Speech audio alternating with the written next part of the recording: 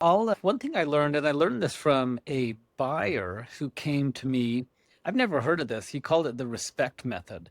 And he approached this buyer seller meeting with this respect method. And I don't know if he made it up or where he got it from, but he told me about it beforehand. And I thought it was so helpful and so good that I've used it as often as I can to help some of my own buyers that I'm working with as they're meeting with the business owners, how to approach this, especially when there's a gap in the age, but it's an acronym obviously for respect. So R is remember the story, let them talk about their history, how they got into the business. E is employees come first.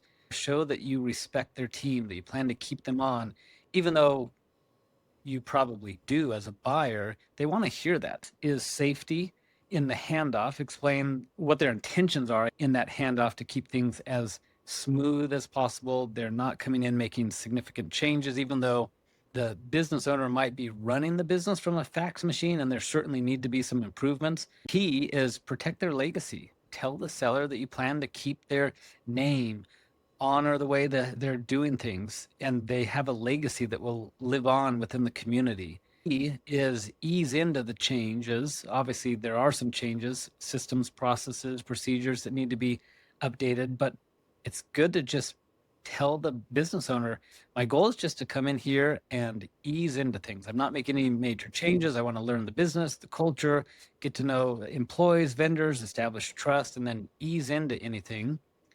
C is a clear plan. So that often happens. I do what's called like a pre-closing transition meeting where we really develop that clear plan to make things as smooth as possible.